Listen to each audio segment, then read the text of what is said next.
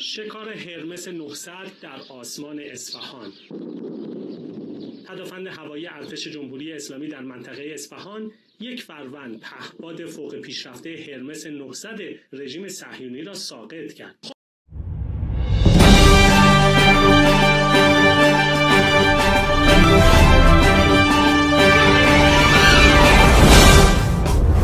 የከበረ ሰላምታችን በያላችሁበት ይድረስ። ሄርሞስ 900 የሚባለው ሰው አልባ አውሮፕላን ድሮን ተመቶ ወደቀ። እስራኤል ማመነች። ፑቲን በካሜኒ ላይ የታቀደውን ግድያ አስመልክቶ በፍጹም በዚህ ጉዳይ ላይ መወያየት አልፈልግም ሲሉ አስተያየታቸውን ሰጥተዋል። አይቲቪ ላይ ነው ያላችሁት። በአየር ድብደባና በሚሳኤል ጥቃት እየተባባሰ የመጣው የእስራኤልና የኢራን ግጭት በዛሬውም ዕለት እንደቀጠለ ነው። ይህንንም ተከትሎ ዛሬ ንጋት ላይ የኢራንን ከተሞች ለማጥቃት የተላከው የእስራኤል ሄርሞን 900 የተሰኘ ድሮን በኢራን ጸረ አውሮፕላን ተመቶ መውደቁን የሚያሳይ ቪዲዮ በኢራን ቴሌቪዥን ታይቷል። ይህንንም ተከትሎ የእስራኤል መከላከያ ኃይል ድሮኑ በግዳጅ ላይ እያለ በኢራን ተመቶ መውደቁን አምኗል። እስራኤል ለመጀመሪያ ጊዜ በተመታባት የድሮን አካል መረጃ ሊገኝ ይችላል የሚል ስጋት እንደሌላት መግለጿንም ሲጂኤስ ዘግቧል። መረጃው እንደሚያሳየው የአንዱ ሄርሞስ ድሮን ዋጋ ከ10 እስከ 20 ሚሊዮን የአሜሪካ ዶላር የሚገመት ነው።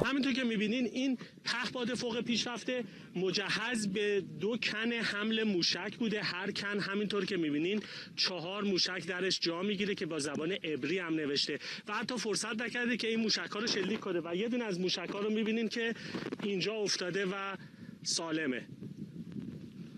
این قسمت رادار پهپاده که ارتباط برخط با همون پایگاهی که پرواز کرده در رژیم صهیونیستی برقرار میکنه. اینجا یکی از حیاتی ترین قسمت های این پهپاده دوربین اطلاعات و شناسایی پهپاد که قابلیت چرخش 360 درجه داره و چند میلیون دلار هم هزینه‌شه چون یکی از پیشرفته ترین دوربین های در نوع خودش. በእስራኤሉ ኤልቢቲ ሲስተም የተሰራው ይህ ድሮን ለወታደራዊ አገልግሎት የተሰራ እጅግ የተራቀቁ መሳሪያዎችን የተገጠሙለት ነው ተብሏል። በተጨማሪም ይህ ሰው አልባ አውሮፕላን ለ30 ሰዓታት ያለ ማቋረጥ መብረር የሚችል የተራቀቁ የስለላ ካሜራዎች ያሉት እንዲሁም እስከ 300 ኪሎ ሜትር የሚመዝን አውዳሚ ቦምብና ሚሳኤልን መሸከም የሚችል ነው።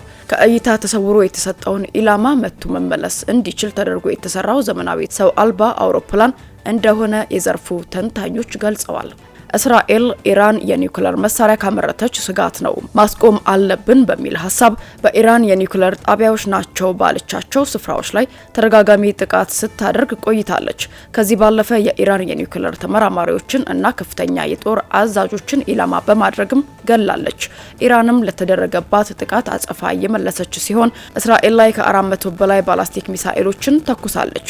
እስራኤል በተደጋጋሚ ጥቃት የምትፈጽምባቸው ቦታዎች ከኒውክሌር ማብለያ ጋር የተያያዙና ሚሳኤል ማስወንጨፊያ ጣቢያዎችን ነው። ዋናው ኢላማዋ ደግሞ ኢራን መሬት ውስጥ እንደገነባችው የሚታመነው የኒውክሌር ማብለያ ባንከር ነው። ሆኖም እስራኤል አሁን ባላት የጦር ቴክኖሎጂ ከመሬት ስር ያለውን የኢራን የኒውክሌር ባንከርን ልትመታ አልቻለችም። ለዚህም የአሜሪካን እገዛ ትፈልጋለች። በዚህም ውጥረት በነገሰበት ጊዜ የአሜሪካ ፕሬዝዳንት ዶናልድ ትራምፕ እስራኤልን ደግፋ ኢራንን እየተቹና የተለያዩ ሀሳቦችን እየሰጡ የሚገኙ ሲሆን አሁን ላይ አሜሪካ ወደ ጦርነቱ ትገባ ይሆን የሚለው ስጋት ከፍ ብሏል።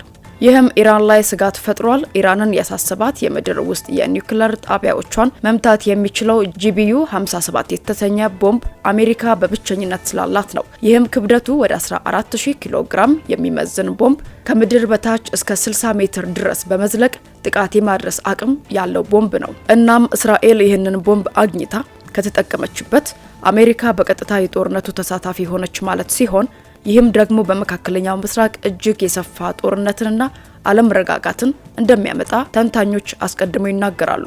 እንደዚህ ነገሮች የተባባሱ ባሉበት ሰዓት የተባበሩት መንግስታትን ጨምሮ ሩሲያ፣ ቻይና፣ ፈረንሳይና ጀርመን ሁለቱም ሀገራት ጦርነቱን በማቆም በዲፕሎማሲ መንገድ እንዲነጋገሩ ጥሪ አስተላልፈዋል። እንደ ኦማንና ቱርክ ያሉ ሀገራት በበኩላቸው እስራኤልን በቀጠናው አለመረጋጋት እንዲከሰት እየሰራች ነው ሲሉ ከሰዋል።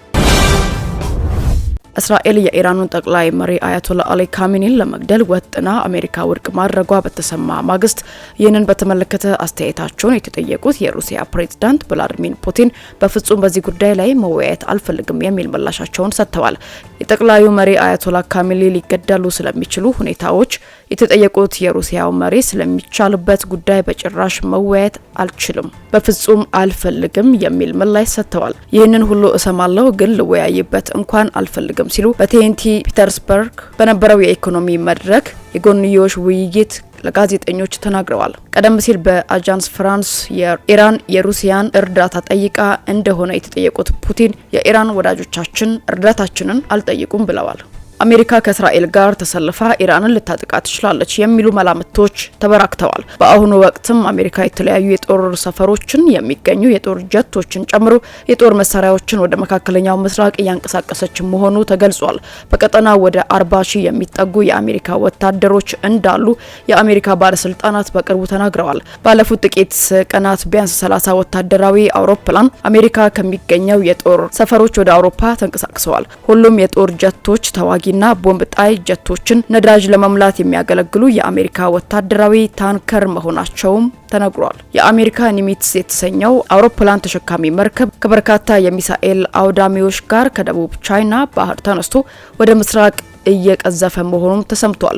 ሌሎች የጦር መርከቦች በኦማን ባህረ ሰላጤና በፋርስ ባህረ ሰላጤ የሚገኙ ሲሆን እስራኤል የኢራን ሚሳኤሎችን እንድትመታ ረድተዋል። አሜሪካ F-16፣ F-22 እንዲሁም F-35 ተዋጊ ጀቶችን ወደ መካከለኛው ምስራቅ የጦር ሰፈሮች ማዘዋወሯን ሮይተርስ ዘግቧል። ኢራን የእስራኤሏ ሃይፋ ከተማ በተወሰነ ክፍል ያሉ ነዋሪዎች ለህይወታቸው አደጋ ስለሚሆን አካባቢው ለቀው እንዲወጡ ማስጠንቀቂያ አስተላልፋለች። ሃይፋ ባለፈው ሳምንት በኢራን የሚሳኤል ጥቃት ተፈጽሞባታል። የእስራኤል ጦር አብዛኞቹ ሚሳኤሎች እንደከሸፉ ቢያስታውቅም አንዳንዶች ግን የተለያዩ ስፍራዎች ላይ መመታታቸውን አምነዋል። ኢራን የእስራኤል ወታደራዊ ማዕከላትና የጦር ሰፈሮች ላይ ድሮኖች እንዲሁም ሚሳኤሎችን እያዘነበች ትገኛለች። ለማለዳ ያዝንላችሁ መረጃዎች ይሄን ይመስላሉ። ከሰዓት ላይ ሌሎች መረጃዎችን ይዘን ተመልሰን እንገናኛለን። በያላችሁበት መልካም ቀን። ITV ላይ ነበራችሁ።